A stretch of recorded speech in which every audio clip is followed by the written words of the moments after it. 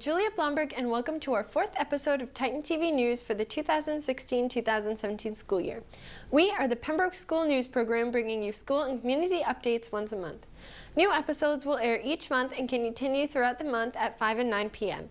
I hope you were able to catch our episode preview earlier this week, where we went through our district announcements and took a look at what's coming up on this week's episode. For our 4th episode of the school year, Marykate Rosano went behind the scenes of the winter play Peter and the Starcatcher and talked to some of the actors about their upcoming roles in the play in general. For the winter show, we're doing Peter and the Starcatcher, which is a prequel to Peter Pan, about Peter and how he meets Wendy's mom, Molly. Compared to Little Shop of Horrors, this show is less challenging for me because there's less set pieces that moves and there's just two ships that are static. They just don't move. They just sit there. One thing that I can say about the show is that it's a very fast-paced and dynamic show, and there's always a lot going on, and it has a lot of fun times and laughs in it, so it's definitely worth seeing it. So basically during rehearsal, what we'll do, or what we've been doing, is first we try to run through scenes and like block them to get everything staged and set, and then we'll keep running through it until we get it right, and then we'll move on and just keep doing that for the next scene and the next scene after that. And usually when we get it down, the only comments Andrea has for us is to like try to get more into character, because sometimes we get tired from school and stuff, so she'll have us work on our inflection and more like facial expressions and things like that. Oh yeah, it's a party and a half whenever I go to rehearsal, because everyone just has a good time with it, because it's fun to do it. The thing that I most love about it is that I get to know everybody. Because I have to know everybody. I have to know the show inside and out, and I love it. Well, everybody in drama are like the nicest people at the school, so they like instantly welcome you into the drama family, and everyone's wicked nice, and like they don't make it awkward at all whenever you're acting or have to do something that's like really awkward on stage, and they just make it really fun to be there, and they make you feel comfortable and welcome, so it's fun. One thing that I'll definitely miss is being able to have fun with all my friends, because when I go off to college, if I do want to do it, it's going to be a lot harder because there's a lot more people at the school, and that means there's a lot more competition trying to get a role. The play will be performed on the 10th and 11th of February. For our Artist Spotlight this month, Max Fagnant visited the Titan TV studio and performed an original song called If I Left. While he was here, Julia Blomberg talked to him about his songwriting, the meaning behind some of his works, and his biggest influences.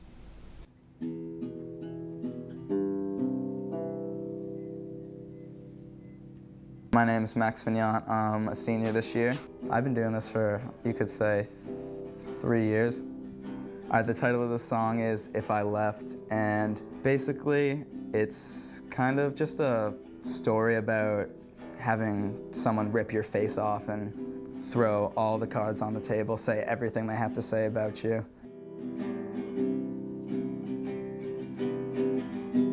Escalations, exaggerated conversations, no hesitations to speak what's on your mind, engraving in my skin. So being in choir has helped me with my music writing and just taste in music. It's definitely expanded my taste in music. It's also helped me with my technique of singing. There's nothing greater than singing in a choir with a bunch of people and feeling everyone's energy and getting to know everyone and make something with other people. It just feels great. To take in everything you stated, do I erase it?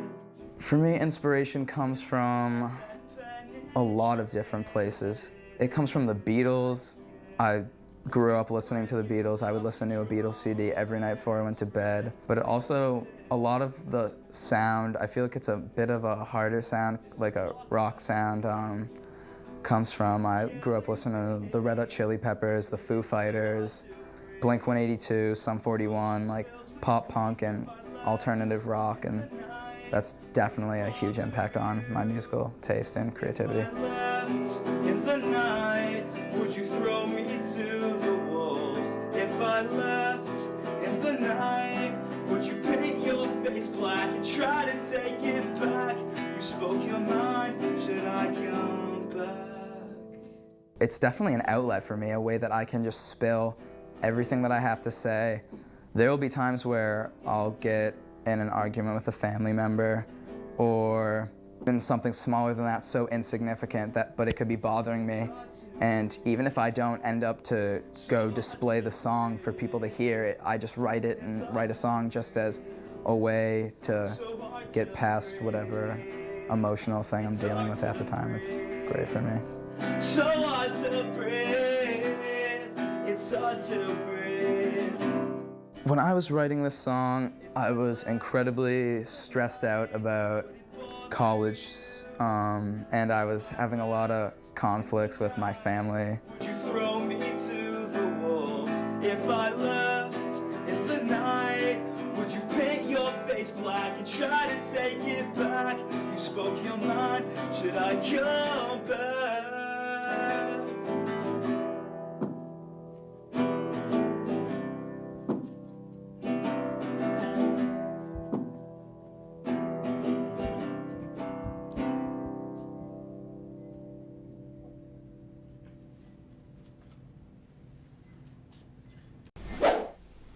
This month's Man on the Street took a trivial twist as Michael Byrne was back in the halls of PHS asking his classmates some questions based off of categories from the well-known game Trivial Pursuit.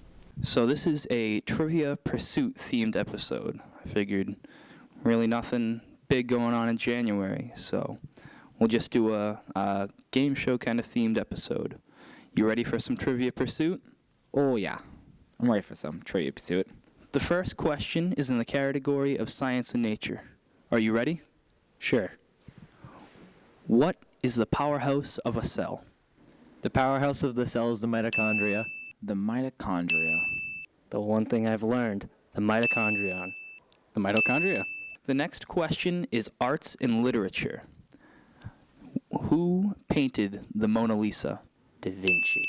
Leonardo DiCaprio. No, wait. Leonardo da Vinci. Leonardo da Vinci. No, not that one. Da Vinci. Leonardo da Vinci? Yeah. Leonardo da Vinci is correct. Geography. What country has the highest recorded temperature in the world? Recorded temperature. Thailand. Brazil. Egypt. Nigeria. It is not Nigeria. It's actually in Death Valley, California, so right here in the United States of America. The fourth category is in entertainment. What movie is the top grossing of all time? I'm gonna go Little House on the Prairie. Avatar. The Notebook. Avatar. That is correct. The next question is in history. Who were the 4 presidents to be assassinated? Lincoln, McKinley. Wait, JFK, yeah. That's it. JFK, and Okay, you have McKinley, you have Kennedy, you have Lincoln, and you have somebody else. Benjamin Harrison. John F. Kennedy and Abraham Lincoln. You're missing 2. You're missing Garfield and McKinley. The 6th question is sports and leisure. In rugby league, how many players play on a team at a time? 9. 12. 12. Is it 8? 10. Nope, it's actually 13. Final question.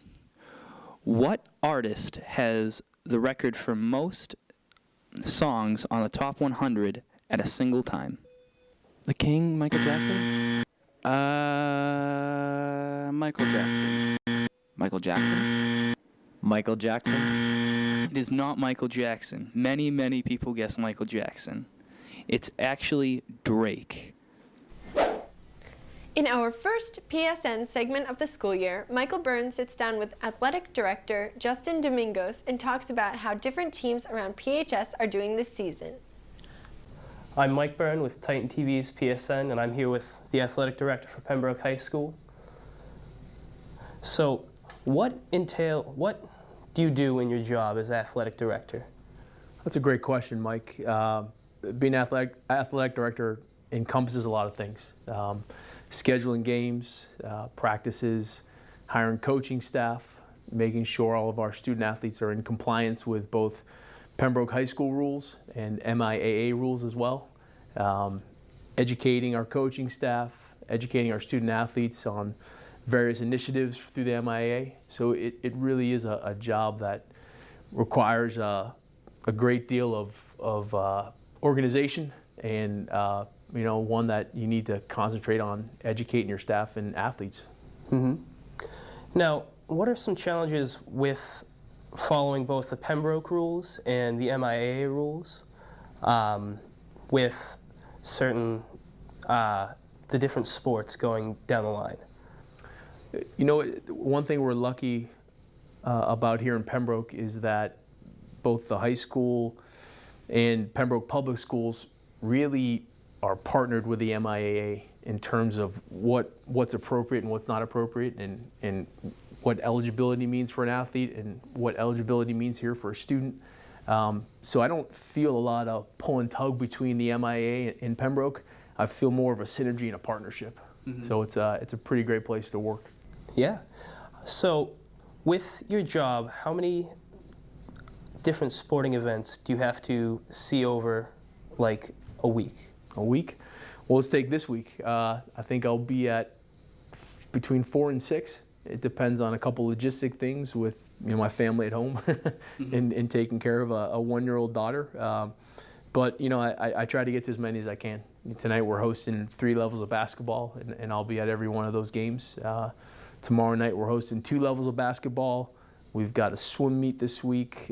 We've got basketball on Friday, and we've got 2 hockey games on Saturday. So it is a lot, in these winter seasons and in the fall. The spring gets a little smaller in terms of the amount of events that we have going on, but the fall and the winter really it's a full week. Mm-hmm. What is your favorite sport that you've seen so far at Pembroke High School? Which one do you think shows the most off about Pembroke? That's interesting. I think every program has its own character. And that starts with, I remember watching our field hockey team play in the fall and watching some gritty performances out there. Our football team and our soccer programs, our cross-country teams, how they run, and all the way through to the winter now with our basketballs, our tracks, our gymnastics team, and our girls hockey team who's undefeated right now. They all have different characteristics because there's different kids playing those sports, right? And like any team, a team is built up of individuals, and when they get together, they take on characteristics of each other. And the one thing I will say about all the sports teams here is that they're gritty, and I really like that because that's my background. That's kind of where I came from. Hard-nosed kids that play the game the right way and play it hard. So I have noticed that across the board from the fall to the winter that Pembroke athletes compete hard, and our wrestling team as well. I've seen you guys a few times, and that's a group of guys that I know the season hasn't gone the way you'd want it to go, but there's a group of guys that are committed to what they're doing, and they compete hard every time they're on the mat. So I appreciate that, and that's a value that we need to encourage here with our athletes. Mm-hmm. Speaking of your background, what sports have you played, and what sport is your favorite personally? Sure. Well, as a young kid, I grew up playing soccer and football, lacrosse, basketball. In high school, I played football and lacrosse. And then in college, I played football and lacrosse as well. And then I spent the last 12 years in college coaching lacrosse. So, personally, my favorite sports, I'm a big hockey guy. I love football. Obviously, lacrosse is big for me, but I'm also a big soccer guy. Portugal winning the Euro Cup this summer as a Portuguese national was a big deal to my family and I. I actually have gotten into field hockey since I've was coaching at BU and had a chance to watch field hockey on a high level and enjoyed watching it here this fall. I'm not sure if there's a sport I dislike watching, Mm-hmm. So I think this job and kind of all that entails in terms of having to be at events and being an administrator, but also evaluating your staff, it's part of the job that I really love. So it's a good fit for me. Nice. I've heard some rumors going around the school that we're looking into making a rugby team. And I know that it's a growing sport in the South Shore and in New England. Sure. And I was wondering about your thoughts on a rugby team. Yeah. You know what? If it's an opportunity that we can give to our student athletes and there's enough interest there, I think it's great.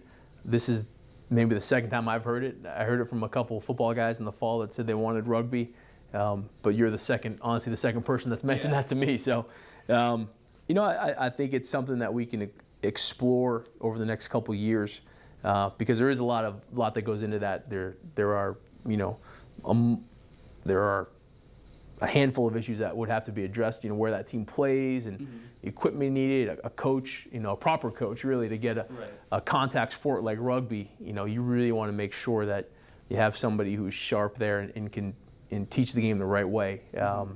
So that there's a lot, but you know what, honestly, if there's a groundswell of support for rugby, I have no problem exploring that option. Cool.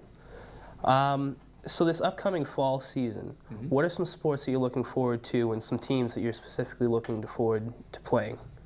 Oh, all of them. You know, we've got our cross-country teams who have to go out there and try to win, you know, Fisher Division titles. And our girls program won it last year, and our boys as well. So, you know, we've got titles there that we got to defend in the Fisher League. Our boys soccer program's got another Fisher title to go after and win. Our field hockey team made improvements this fall, so I'm excited to see where they're at. Our football team as well. You know, they came off a winless season to a place where they, you know, had some wins before injuries kind of put them at a tough position, but they competed throughout the whole year. So I'm interested to see how that group develops. And, you know, our volleyball program, you know, let's talk about them. The MIAA participant lost a tough match in the tournament to Hingham. But, you know, a new coaching staff there and a group of girls that are committed to that program, I think they're going to be fun to watch this fall. So, honestly, you know, I don't know if there's a sport I'm not excited about heading into the fall season. What do you think about the upcoming years? Like, how do you see our program growing as a whole? The athletic department growing? Yeah. You know what? I think our participation rates are great right now. The one thing I'll say, Michael, is that, and this is not just Pembroke, this is across the country, I don't love the individualization that some young student athletes have taken on. You know, the athlete that just plays soccer, or the athlete that just wrestles, or the athlete that just plays baseball. I think, and I know from my experience as a collegiate coach, all of our best players, and that's when I coached in Division III and when I was coaching in Division I, all of our elite guys played multiple sports. All right, so Ian DeVoe, NESCAC Player of the Year up at Colby College, first team All-American, unbelievable midfielder. Ian DeVoe is an unbelievable soccer and basketball player. Okay, Sam Talco, All-American. He's going to be an All-American face-off guy up there. He played hockey in high school. So all these guys are multi-sport athletes, and now I see, you know, and I see it more now because I'm here. I see kids who are focusing on one sport, and that's awesome. What happens though, you're playing on all these club teams, you're playing in these AAU games, and you're playing one sport all year round. You can tell me you're not burnt out on it, and that's fine, because you love it, and I get that, but your compete level doesn't change. Because when you're let's say it's a club soccer player, when you're playing soccer all summer long and all spring long, your compete level doesn't change. So, you know, you're wear and tear on the same muscle groups because you're using the same things all year round, and a young developing athlete isn't healthy. So I would encourage the student athletes of Pembroke to play more than one sport. You got to. It's going to help your compete level. It's going to help your physiological development, and it's going to help your team because you're going to be in pressure situations. You know, if you're that soccer player and you're playing lacrosse in the spring, or you're playing softball in the spring, you know, you're going to be in a pressure situation outside of soccer, and that's going to help you when you're playing soccer in the fall and you're in a different pressure situation, because it's not the same when you're in a club game. The pressure isn't the same. Who cares? Because you didn't win this invite tournament. It's not the same as MIA game, 2 minutes left in the game, you got a penalty kick, you got to hit that, right? You're up at bat, bottom of the 9th, bottom of the 7th, we got to get a runner on. It's not the same. So from that standpoint of individualization in the compete level that it's killing in our student athletes, I would love to see more kids in Pembroke playing more sports. Right on. Thank you very much. You're welcome. Thanks, Mike. That does it for our 4th episode of Titan TV News. Just a reminder, if you are interested in watching previous episodes or any other programming, subscribe to our YouTube channel by searching Pembroke Titan TV. You can also get up-to-date previews and additional information from our Twitter account at Pembroke Titan TV. And if you have any questions or would like to find out more, please visit www.pactv.org. Titan TV meets after school every Thursday in the Titan TV studio on the 3rd floor of the high school. I'm Julia Blomberg. Thank you for watching Titan TV News. We'll see you next time.